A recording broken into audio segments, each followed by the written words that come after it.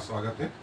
और जैसा कि कल हमने देखा था, नूह किस रीति से हमारे प्रभु यीशु मसीह को बताता है, और उसके आगे की कड़ी जो है एक महत्वपूर्ण रहस्य जो है बाइबल में जो है यहाँ पर है। और वो महत्वपूर्ण रहस्य जो है वैज्ञानिक रीति से हम आज देखने जा रहे हैं। और नूह का दूसरा भाग जो है उत्पत्ति की पुस्तक 6वां अध्याय 1 से 8 आयत तक मैं आपके लिए पढ़ रहा हूं। उत्पत्ति की पुस्तक उसका 6वां अध्याय उसकी 1 से 8 आयत तक। फिर जब मनुष्य भूमि के ऊपर बढ़ने लगे तो उनके बेटियां उत्पन्न हुई। तब परमेश्वर के पुत्रों ने मनुष्य की पुत्रियों को देखा कि वे सुंदर हैं, सो उन्होंने जिस जिस को चाहा उनसे ब्याह कर लिया। और यहोवा ने कहा, मेरा आत्मा मनुष्य से सदा लो विवाद करता न रहेगा, क्योंकि मनुष्य भी शरीर ही है। उसकी आयु 120 वर्ष की होगी। उन दिनों में पृथ्वी पर दानव रहते थे। और इसके पश्चात जब परमेश्वर के पुत्र मनुष्य की पुत्रियों के पास गए, तब उनके द्वारा जो संतान उत्पन्न हुए वे पुत्र शूरवीर होते थे, जिनकी कीर्ति प्राचीन काल से प्रचलित है। और यहोवा ने देखा कि मनुष्यों की बुराई पृथ्वी पर बढ़ गई है, और उनके मन के विचार में जो कुछ उत्पन्न होता है सो निरंतर बुरा ही होता है। और यहोवा पृथ्वी पर मनुष्य को बनाने से पछताया, और वो मन में अति खेदित हुआ। तब यहोवा ने सोचा कि मैं मनुष्य की जिसकी मैंने सृष्टि की है पृथ्वी के ऊपर से मिटा दूंगा। क्या मनुष्य, क्या पशु, क्या रेंगने वाले जंतु, क्या आकाश के पक्षी, सबको मिटा दूंगा, क्योंकि मैं उनके बनाने से पछताता हूँ। परंतु यहोवा के अनुग्रह की दृष्टि नूह पर बनी रही। हम 2-3 महत्वपूर्ण जो है विषय पर ध्यान देंगे। एक तो मनुष्य के परमेश्वर के पुत्र ने मनुष्यों की पुत्रियों को देखा। जो आज हम एक टॉपिक ले रहे हैं जिसे जेनेटिक रीति से जो है हम देखेंगे। और जेनेटिक इतना बड़ा सब्जेक्ट है कि उसमें ऐसा बोलते हैं 900 बाइबल के बराबर एक अकेला विषय है। सो इस शब्द को हम देखेंगे और ये क्या बताता है, प्रभु यीशु मसीह के बारे में क्या बताता है, हमारे पापों के बारे में भी क्या बताता है। और दूसरा जो हम कल हिस्सा लेंगे वो है मनुष्य के मन के विचार में जो कुछ उत्पन्न होता है सो निरंतर बुरा ही होता है। वो कैसे बुरा होता है, कैसे हम उसको सुधार सकते हैं, और परमेश्वर की इसके पीछे क्या योजना है, उसको हम कल देखेंगे। लेकिन आज हम इस हिस्से को देख रहे हैं कि परमेश्वर के पुत्रों ने मनुष्यों की पुत्रियों को देखा कि वे सुंदर हैं, सो उन्होंने जिस जिस को चाहा उनसे ब्याह कर लिया। सो आए मेरे साथ हम इस अध्ययन पर चलें। जैसा मैंने बताया कि आज हम उसका नूह के जहाज का दूसरा भाग देखेंगे। और एक महत्वपूर्ण शब्द जो है जो बाइबल में आया है, लेकिन ओरिजिनल हिब्रू बाइबल में जो है उसका अलग अर्थ है। और जब मनुष्य की पॉपुलेशन जो है इस पृथ्वी पर बढ़ने लगी, तब जो ये शब्द आया है son of God, sons of God, Hindi में जो है परमेश्वर के पुत्र आए हैं, लेकिन जो हिब्रू लैंग्वेज में ओरिजिनल शब्द है वो नफिलिस है। और उसको हम आगे देखने जा रहे हैं। और जब उन्होंने पृथ्वी पर उन स्त्रियों को देखा कि वे सुंदर हैं और जिस जिस को चाहा उनको अपनी पत्नी बनाया, ये एक महत्वपूर्ण आयत है जिस पे आज हम कंसंट्रेट करेंगे। तब परमेश्वर ने कहा कि मेरा आत्मा सदा लो मनुष्य से विवाद करता न रहेगा, क्योंकि मनुष्य मिट्टी ही है। और फिर उसकी आयु जो है 120 वर्ष से ज्यादा नहीं होगी। परमेश्वर ने 2 चीज और देखी कि मनुष्य जो है मिट्टी ही है, और वो मिट्टी में मिल जाएगा और मेरा आत्मा सदा उससे विवाद करता न रहेगा। ये लोग जो हैं, जो परमेश्वर के पुत्र जो यहाँ नफीलीस आया, ये मनुष्य के पुत्रियों के पास गए और उनसे जो संतानें उत्पन्न हुई वे इतने सुरवीर होते थे कि वे परमेश्वर से विवाद करने लगे थे। और इसको हम डिटेल में देखेंगे। और मनुष्य के लिए जो शब्द आया है ओरिजिनल हिब्रू में, वो एडम शब्द आया है। और पृथ्वी के लिए अदामा मतलब अर्थ। और परमेश्वर के लिए जो शब्द आया है ओरिजिनल, वो एलोहिम शब्द आया है। एलोहिम जो है हिंदी में परमेश्वर, अंग्रेजी में गॉड। और परमेश्वर ने देखा शब्द के लिए जो आया है वो राह RAAH, राह मतलब देखा, व्यू करा। और मनुष्य के पुत्रों ने उन परमेश्वर के पुत्रों ने मनुष्यों के पुत्रियों को देखा और वे सुंदर हैं। सुंदर के लिए जो शब्द आया अंग्रेजी में फेयर, और टॉप TOWB, टॉप ब्यूटीफुल। और उन्होंने चूज करा, निर्णय करा, सिलेक्ट करा। चूज के लिए बाकर शब्द आया है हिब्रू में। और परमेश्वर ने कहा मेरी आत्मा, अब देखें यहीं से जो है परमेश्वर का आत्मा का शब्द रूवा मतलब वो आत्मा जो परमेश्वर ने मनुष्यों के अंदर या आदम में फूंका था, रूवा। ये ओरिजिनल शब्द है पवित्र आत्मा का। मेरा आत्मा रूवा जो है मनुष्य से ऑलवेज, ये जो शब्द है ओलॉम जो है टाइम इमेमोरियल जो है, ऐसा समय हमेशा विवाद करता न रहेगा। मनुष्य मिट्टी ही है, मनुष्य मिट्टी है। फ्लैश उसके शब्द है बसार या बासार। और उसकी आयु 120 दिन होगी, 120 वर्ष होगी। तो जो दिन है उसके लिए जो शब्द है वॉम, YOWM, वॉयम, ये ऐसा भी बोल सकते हैं। ये हिब्रू वो शब्द है। और उन दिनों में पृथ्वी पर दानव रहते थे। दानव के लिए जो शब्द आया है वो जाइंट और नफीलिस, वो दानव कहां से आए। और जब उन्होंने परमेश्वर के पुत्रों ने मनुष्यों की पुत्रियों को देखा, वे उनके पास गए और उनसे जो बच्चे पैदा हुए वे पुराने समय के हीरो, या जिनका वर्णन जो है बाइबल में लिखा गया है, वे थे। वो दानव कहां से आए, कैसे हुए वो, इसको आज हम देखेंगे। और जैसे मैंने बताया दानव जो शब्द है, ये जो शब्द है, इसके लिए जो शब्द आया है ओरिजिनल हिब्रू बाइबल में, वो नफील। और नफील ये बाइबल में 3 बार पुराने नियम में आया। उत्पत्ति के पुस्तक 6वां अध्याय 4थी आयत में, और गिनती के पुस्तक 13वां अध्याय 35वीं आयत में 2 बार आया। और पृथ्वी के लिए फिर वही अर्टिस, ERETS, 38। और फिजिकल प्लैनेट, इसका मतलब होता है फिजिकल प्लैनेट। अब देखें उस समय विज्ञान आया ही नहीं था, लेकिन परमेश्वर की निगाह में जो था, वो शब्द जो परमेश्वर ने इस्तेमाल किया था वो था अर्टिस। और हमने देखा मनुष्य जो है, अब एक मनुष्य जो है वहां उसके लिए शब्द आया था एडम। और यहां दूसरा मनुष्य है कि इसकी आयु जो है 120 वर्ष होगी, एनोस।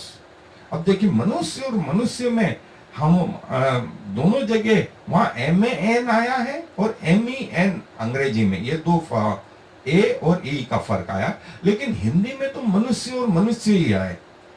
लेकिन हिब्रू बाइबल में वहां एडम और एनोस, ये बड़ा लिटरेचर का फर्क है। और ट्रांसलेशन करने में भी जो है, अब परमेश्वर के पुत्र, उनके लिए जो ओरिजिनल शब्द आया है वो नफल या नफिल, और ये वे लोग थे जो शैतान के साथ के थे और गिरा दिए गए थे। एक समय ये परमेश्वर से उत्पन्न हुए हैं, परमेश्वर ने इनको बनाया और लाखों करोड़ों वर्ष तक ये परमेश्वर की सेवा करते रहे।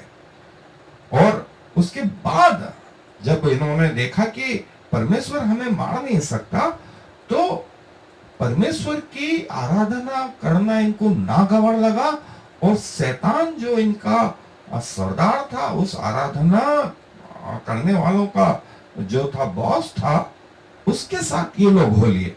तो जो शब्द इस्तेमाल हुआ है वो नफिल शब्द इस्तेमाल हुआ है, लेकिन हमें ऐसा लगता है कि वो परमेश्वर के पुत्र हैं, और वास्तव में वो गिराए गए स्वर्गदूत थे, और वो स्वर्गदूतों ने मनुष्य की पुत्रियों को देखा। सो एक ऐसा कल्चर जिसमें आधा हिस्सा स्वर्ग का और आधा हिस्सा पृथ्वी का, और जो संतानें पैदा हुई उनमें जो थे वो शूरवीर थे, वो दानव थे। वो दानव कहां से आए? वो दानव यहां से आए जिनकी पहुंच परमेश्वर तक थी, और परमेश्वर ने देखा कि इनकी बुराई पृथ्वी पर बढ़ गई है, और जो कुछ उनके विचार में उत्पन्न होता है सो बुरा ही होता है। इसको हम कल देखेंगे कि वो विचारों में भी कैसे बुराई आई। और आज भी मनुष्य पैदाइश से ही बुराई करता है। कैसे करता है, क्यों करता है, वो हम देखेंगे। कई बार उसमें मनुष्य की गलती नहीं, ये उसकी जेनेटिक में गलती है। सो अब परमेश्वर जो है अब पछताया, हिंदी में तो हमको लगता है कि परमेश्वर को परमेश्वर ने कहा, जो अंग्रेजी में शब्द है सॉरी, कि मैंने उसको बना। रिपेंटेंस शब्द नहीं है, सॉरी शब्द है। तो सॉरी और रिपेंटेंस में ये बड़ा फर्क है। सॉरी में रिपेंटेंस नहीं होता, और रिपेंट वहां होता है कि जो मैंने जिस रास्ते पे चल रहा था उसको टर्न अबाउट कर दिया। जैसे पूरब में चल रहे थे, उसको पश्चिम में, पूरब से पश्चिम चल रहे थे, तो वापिस जो है टर्न बैक पूरब में आ गए, उसको बोलते हैं रिपेंट। और सॉरी में चलते रह रहे। सो ये बड़ा फर्क है। सो परमेश्वर ने कहा कि मैं मनुष्य को पृथ्वी पर से मिटा दूंगा, क्योंकि न सिर्फ मनुष्य को वरन सारे जानवरों को, पक्षियों को मैं बनाने से पछताता हूं। और देखिए फिर से शब्द सॉरी है, रिपेंटेंस नहीं है, रिपेंटेंस नहीं है। परमेश्वर पछताता नहीं, परमेश्वर ने कोई गलत नहीं करा कि उसको पछताना पड़े। ये तो बिगाड़ हो गया, इसलिए परमेश्वर ने कहा मैं उनको बनाने से सॉरी कहता हूं। और मनुष्य की बुराई, पृथ्वी पर बुराई के लिए जो शब्द है विकेडनेस, रा इविल, विकेड, और उसके विचारों में इमेजिनेशन, विचार, जो ओरिजिनल शब्द है यत्सर, बुराइयां जो है विचारों में। और आज की जनरेशन में, आज की मनुष्य जाति में विचारों में बुराइयां आ गई, उसके सोच में बुराइयां आ गई। इसलिए यीशु मसीह ने कहा कि यदि तूने सोच लिया मन में बेविचार, तो तूने कर लिया। अब भले वो फिजिकल कांटेक्ट हुआ हो या नहीं हुआ, लेकिन मन में बेविचार हो गया।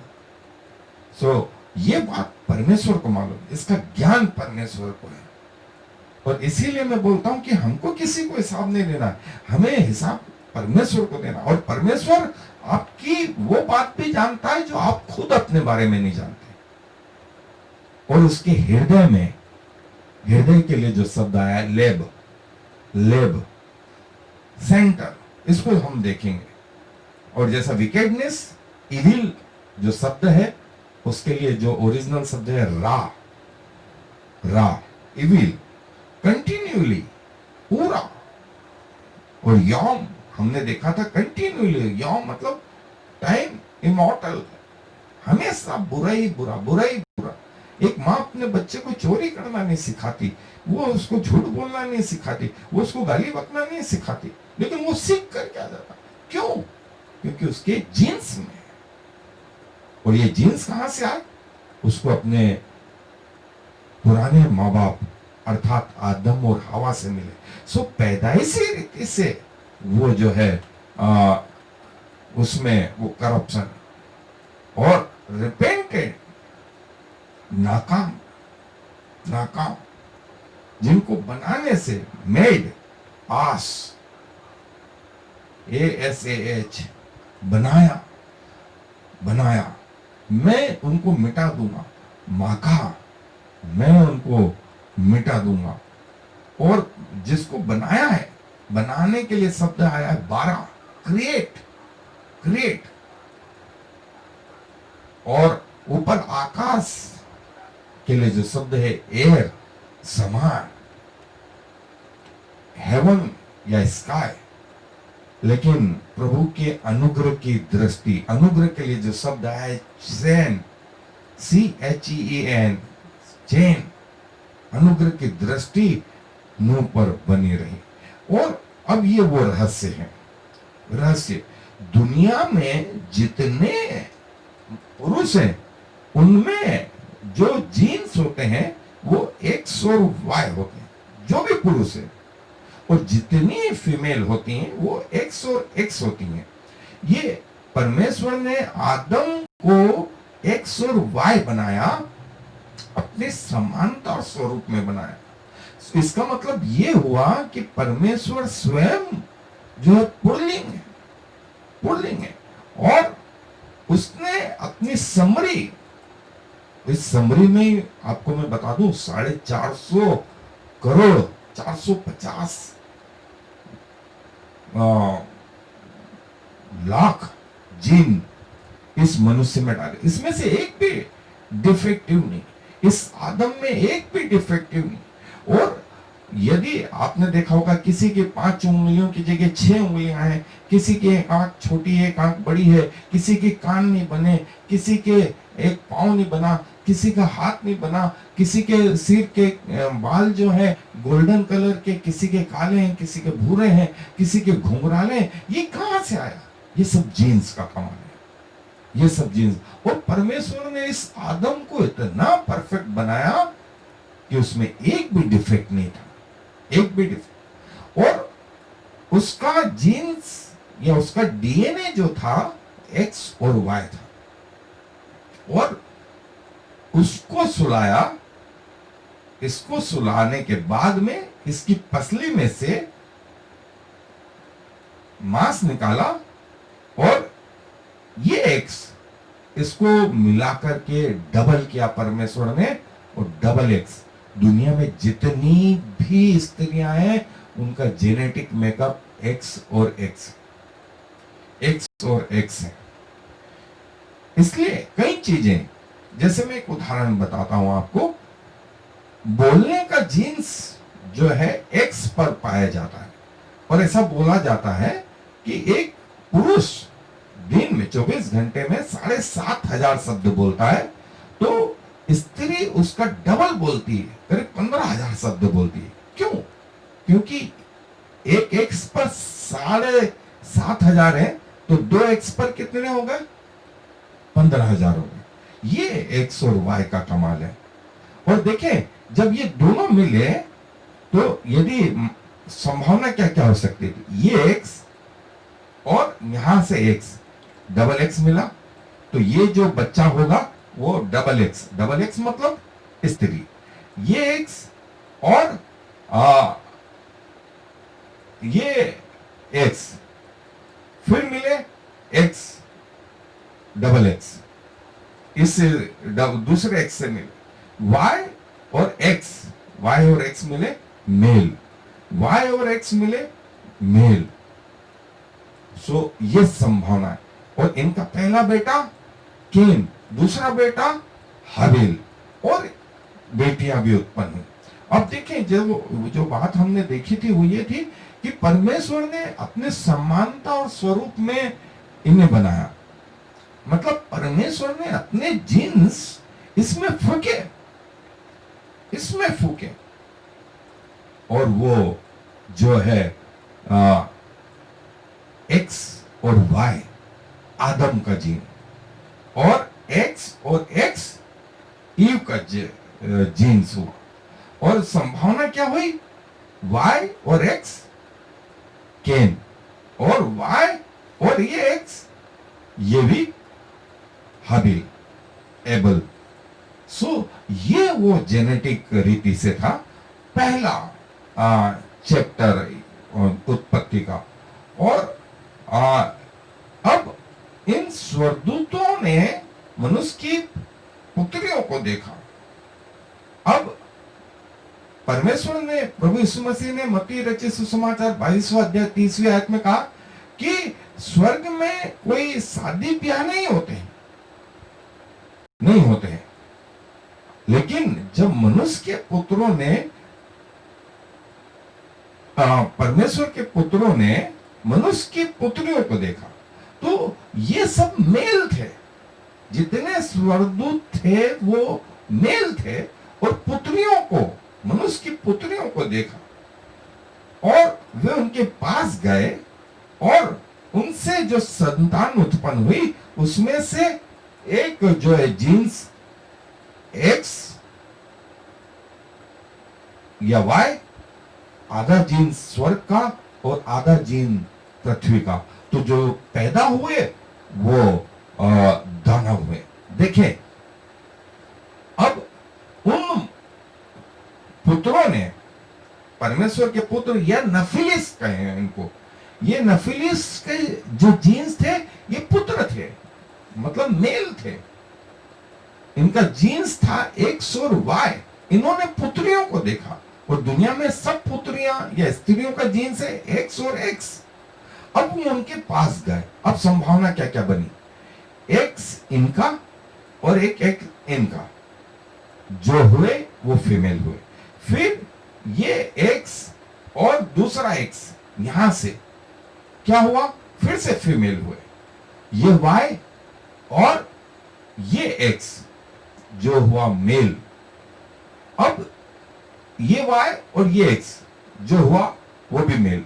अब ये मेल मेल हुए, लेकिन अब इसको आज की साधारण भाषा में बोलते हैं हाइब्रिड। हाइब्रिड हुए, हाइब्रिड हुए मतलब इनमें आधा जीन्स स्वर्गदूतों का और आधा जीन्स मनुष्य की पुत्रियों का। तो जो आधा गुण आया वो इतने दानव जैसे हुए कि परमेश्वर से विवाद करते थे। इसीलिए परमेश्वर ने कहा कि मेरा आत्मा मनुष्य से सदा लो विवाद करता न रहेगा, मनुष्य भी मिट्टी है। और देखें, यही जेनेटिक मेकअप ऑफ शैतान। शैतान का भी जो जेनेटिक मेकअप है वो एक्स और वाई है, क्योंकि वो इन गिराए हुए स्वर्गदूतों का पिता था, जो एक मेल फैक्टर था। मेल फैक्टर था वो स्त्री में एक्स और वाई, और उसके साथ जो स्वर्गदूत थे वे भी जो है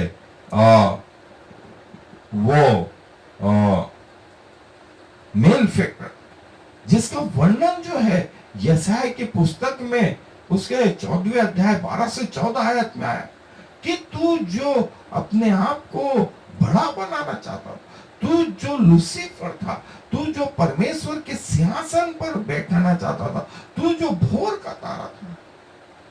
और प्रकाशित वाक्य के 12वां अध्याय 7वें आयत में कहा गया है कि जो हमारे भाइयों पर रात दिन दोष लगाया करता था परमेश्वर के सामने, वो गिरा दिया गया, वो गिरा दिया गया। सो स्वर्ग में भी जैसा मैंने बताया कि दो फोर्सेस जो थी वो काम कर रही थी। एक वो जो परमेश्वर के साथ थी, और एक जो परमेश्वर के विरोध में थी, जिनका नेता शैतान था, और वे गिरा दिए गए। और इनकी जो सुपरनेचुरल पावर है, जो उत्पत्ति की पुस्तक 6वां अध्याय 2 और 4 आयत में आया कि ये लोग मेल कैरेक्टर थे। इन सब का पॉसिबल जो जेनेटिक वो मेकअप था था वो एक्स और वाई था। ये आंखों की अभिलाषा, शरीर की अभिलाषा और जीविका के घमंड में फंसे हुए। इनके पास एक स्वतंत्र इच्छा थी, वे जहां चाहते थे आ जाते थे। और वहां से वे पृथ्वी पर आ रहे थे, स्वर्ग से पृथ्वी पर आ रहे थे। उन्होंने चूज किया, उन स्त्रियों को देखा, आंखों से देखा, चूज किया और वे उनके पास गए और उनमें जो है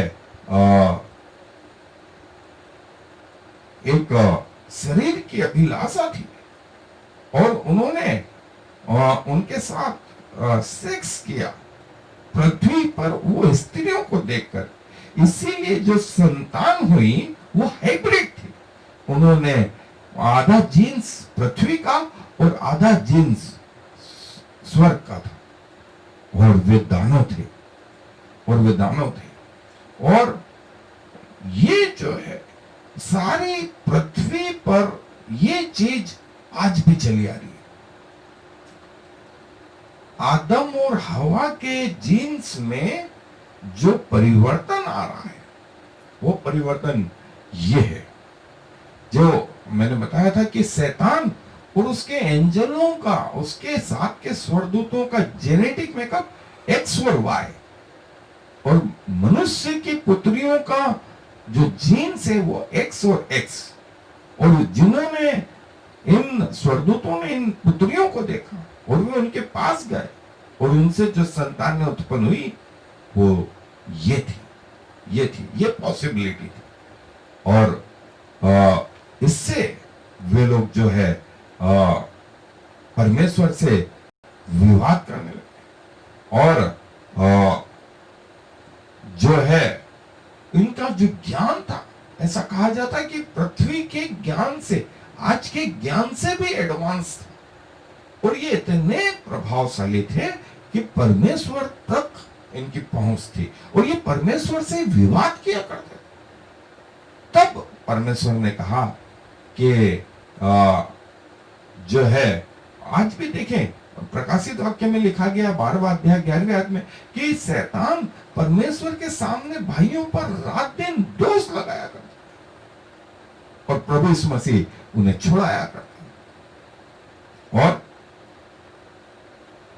ये जो शैतान के नफीलिस थे जिनका वर्णन 6 अध्याय की 3री आयत में, नफीलिस थे, इनको नफीलिस हिब्रू में कहा गया और इनके कारण पूरी सृष्टि जो है बिगड़ गई, पूरी सृष्टि बिगड़ गई क्योंकि इनमें ज्ञान इतना और वो वाद विवाद किया करते थे और परमेश्वर जो है इनको बनाने से जो है उसने कहा सॉरी, मैंने इसकी रचना करी।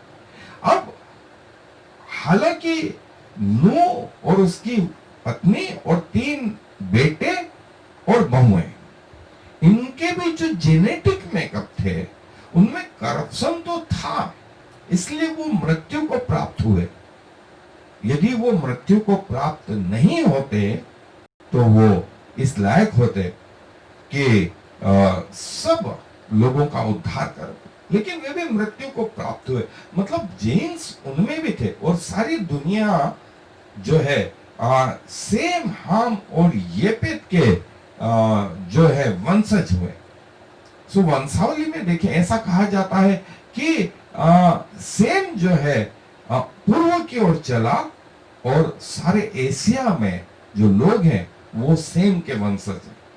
येपेत जो है पश्चिम की ओर चला और सारे यूरोपियन जो है येपेत के वंशज हैं और हाम जो है अफ्रीका में गया और सारे अफ्रीका के लोग जो है हाम के वंश। और परमेश्वर ने इनको आशीष दी, फलो फलो, पृथ्वी को भर जाओ और पृथ्वी पर जो भी प्राणी, आकाश के, जंगली जंतु और समुद्र के, वे सब तुम्हारे अधीन है। मतलब तुम राजा हो, तुम राजा। और इस राजा शब्द को भी हम डिटेल में आगे देखेंगे।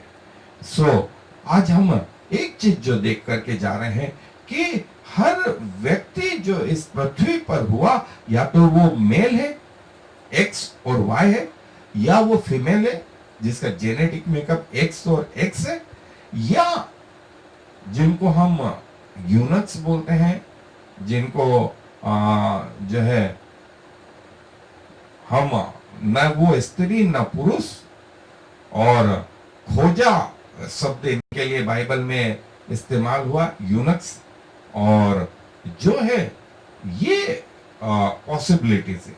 सो यदि कोई व्यक्ति इस मृत्यु से बच सका तो वो उसके जीन्स में करप्शन नहीं, लेकिन अफसोस आदम से लगाकर मृत्यु आज तक सब लोगों में विद्यमान रही। मतलब हर व्यक्ति के जीन्स में, चाहे वो पुरुष हो, चाहे वो स्त्री हो, चाहे वो खोजे हो, उनके जीन्स में एक डिफेक्ट है, और वो डिफेक्ट पाप है, और वो पाप का परिणाम मृत्यु है। ऐसा बाइबल भी बोलती है, ऐसा बाइबल भी बोलती है। हर व्यक्ति ने पाप किया, और ये पाप करना कहां से आया? उसके जीन्स से आया, उसके जीन्स से आया। और ये जीन्स कहां से आया? ये आदम और हवा से आया, जिसे आज भी हम अपने शरीर में लिए फिर रहे हैं। और इसीलिए यदि मैं पापी हूं तो मैं किसी दूसरे व्यक्ति को कैसे उसके पापों से छुड़ा सकता हूं? सो ऐसा व्यक्ति आदम से अभी तक कुछ नहीं, कोई नहीं हुआ सिवाय इस मसीह के, जिसके ऊपर जब मरियम के ऊपर वो जिब्राइल आया तो उसने कहा कि तू गर्भवती होगी, तो उसने कहा मैं उस आदमी को जानती नहीं। तो उसने कहा कि तुझे जानने की भी जरूरत नहीं है, जो तुझ पर छाया करेगा वो पवित्र आत्मा होगा, जो एक्स और वाई तुझ में आएंगे वो तेरे नहीं होंगे, वो तेरे नहीं होंगे। और देखें, हर व्यक्ति जो है पापी है। इसका फिलोसॉफिकली जो ऐसा बोलते हैं कि बच्चा जब पैदा होता है तो वो रोता है और उसको रुलाया जाता है, लंग खोलने के लिए, फेफड़े खोलने के लिए उसको रुलाया जाता है। यदि वो रोए नहीं तो ऐसा लगता है कि कुछ न कुछ उसमें पैदाइशी गड़बड़ है। लेकिन जब वो रोता है तो क्यों रोता है? वो हंस भी तो सकता है। ये रोना है उस पाप का, ऐसा फिलोसॉफिकली बोलते हैं। ये रोना उस पाप के कारण है, उस जीन्स के कारण है जो वो अपने में लेकर के आया है। और ये जो जीन्स है यही उसको जो है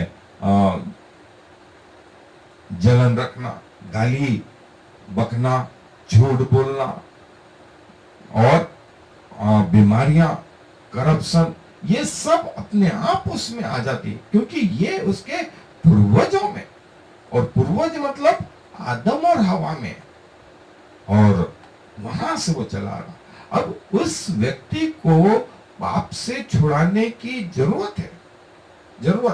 एक जैसे व्यक्ति जो है जो पोलियो से ग्रसित है, उसको पोलियो का इंजेक्शन दिया जाता है ताकि वो पोलियो के प्रति उसमें जो है इम्यूनिटी बन जाए। और जब इम्यूनिटी बन जाएगी, पोलियो के संपर्क में ऐसा बच्चा आएगा तो उसके अंदर पहले से वो मरा हुआ पोलियो का इम्यूनिटी बनी हुई है, मेमोरी बनी हुई है। वो उस रियल पोलियो के कीटाणु के अगेंस्ट में जाकर के काम करेंगे। ये वैक्सीन का जो है फार्मूला। अभी जैसे कोरोना वायरस में कोरोना से पीड़ित लोगों के ब्लड में जो है वो गुण आए हैं जो कोरोना से लड़कर के वो जीवित रहे। ऐसा ब्लड जो है, ऐसा प्लाज्मा निकाल करके दूसरे व्यक्ति को चढ़ाया जा रहा है। अभी वैक्सीन बने नहीं है, लेकिन ऐसी मान्यता है कि उस ब्लड में, उस कोरोना विजेता के ब्लड में वो गुण है कि दूसरे व्यक्ति में लड़ने की क्षमता उत्पन्न कर देते। और प्लाज्मा बैंक जो है सारी तरफ चल रहे हैं, उसके पीछे जो थ्योरी है वो यही है। और ऐसा व्यक्ति जो कोरोना से पीड़ित हो रहा है, इस प्रकार के प्लाज्मा को लेता है तो उसके जीवन को बचाया जा सकता है। यही चीज पाप के विषय में है। ऐसा व्यक्ति जो पापी है, यदि ये चाहता है कि मेरे जीवन में पाप धुले, मुझे मोक्ष प्राप्त हो, मुझे उद्धार प्राप्त हो, उसके पास एक ही सॉल्यूशन है। और बाइबल बताती है कि पृथ्वी पर स्वर्ग के नीचे एक ही नाम है, और वो नाम है प्रभु यीशु मसीह। प्रभु यीशु मसीह। और रोमियो की पत्री 5वां अध्याय 15, 17, 18, 19, 21 आयत में वहां लिखा है, पृथ्वी पर जो दूसरा आदम आया, वो दूसरा आदम कोई और नहीं, वो प्रभु यीशु मसीह। और प्रभु यीशु मसीह में न मरियम का न यूसुफ का जीन्स था।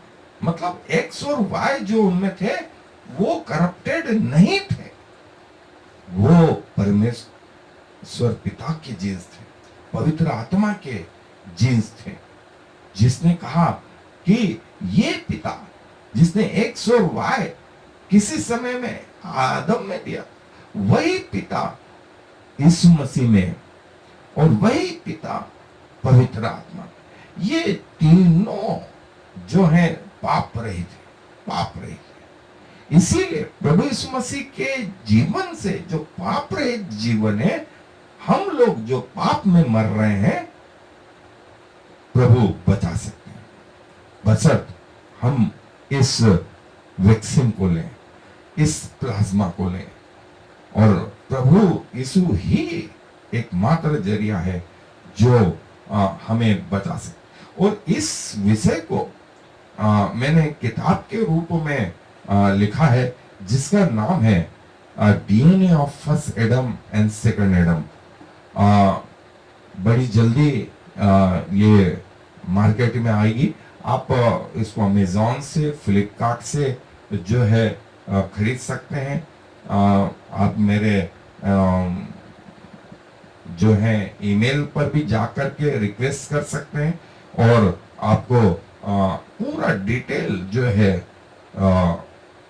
जेनेटिक्स के बारे में और बाइबल क्या बताती है, हम कैसे जेनेटिक्स में एक आदम से दूसरा आदम और परमेश्वर और हम कैसे जो है परमेश्वर हमें कैसे उद्धार प्रदान करते हैं। सो ये महत्वपूर्ण किताब है जिसे आप प्राप्त कर सकते हैं, और बड़ी जल्दी जो है आपको ये उपलब्ध हो जाएगी। अंग्रेजी में है, अंग्रेजी में है। इसके हिंदी ट्रांसलेशन हमारे लिए संभव नहीं है।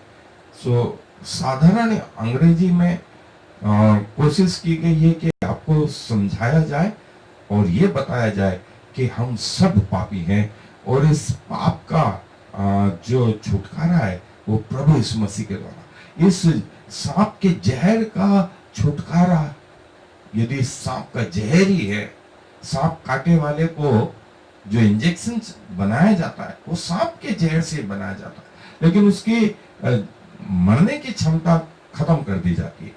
जैसे चेचक के टीके, जैसे दूसरे, और मैंने कोरोना के बताए और दूसरी बीमारियों के बताए कि ये टीके बच्चों में लगाए जाते हैं कि उनमें लड़ने की क्षमता आए, और बॉडी उसको मेमोराइज कर देती है कि जब रियल वो जो है चेचक आए तो बच्चे में उस बात के लिए बॉडी रिस्पॉन्स करती है। अरे बोले ये तो चेचक का है, अरे ये तो पोलियो है, अरे ये तो जॉइंडिस है, अरे ये तो ये है, और वो जाकर के उस पे अटैक करती है, और वो बच्चा सुरक्षित रहता है। लेकिन उसके अंदर ये युद्ध चलता है उस रियल बीमारी के लिए। बिल्कुल यही पाप के विषय में भी है। यदि आप चाहते हैं कि पाप आपके जीवन में से जाए, प्रभु यीशु मसीह एकमात्र जरिया है जो कीमत नहीं ले रहे। ऐसा बोलते हैं कि परमेश्वर ने अपने बेटे के को देने के लिए अपना सब कुछ लगा दिया ताकि हमें उद्धार मिले, और उसने उसकी कोई कीमत नहीं लगाई, फ्री में दिया, फ्री में दिया, एक पैसा नहीं, जिसे आज आप ले सकते हैं। सो ये वो प्रार्थना है जिसे आप यदि करें और मेरे पीछे जो है प्रार्थना में ज्वाइन हो, तो मुझे ये कहने में कोई संकोच नहीं कि उद्धार बहुत दूर नहीं, उद्धार अभी वर्तमान में है, आज है, अभी है। आए दुआ करें। प्रभु जी, आपके पास आता हूं ये बताने के लिए कि मैं पापी जन हूं प्रभु। पैदाइशी रीति से मेरे अंदर जो गुण हैं अपने पूर्वजों के, वो पाप लिए मैं आता रह रहा हूं, और इसी के कारण मृत्यु पृथ्वी पर आई, और मैं उस मृत्यु का एक हिस्सा हूं। और प्रभु, आप इसीलिए आए कि मनुष्य जीवन पाए, और पाप रहित होकर के आप इस संसार में मेरे जैसा जीवन जिए।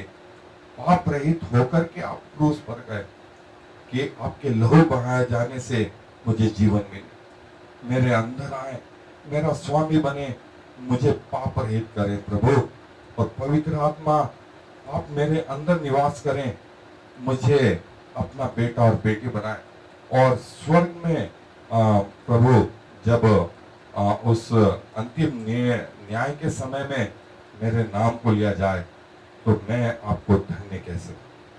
धन्यवाद प्रभु मुझसे बात करने के लिए।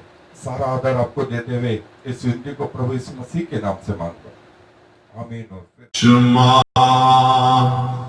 इस्राएल यावे एलोहेनु यावे echad.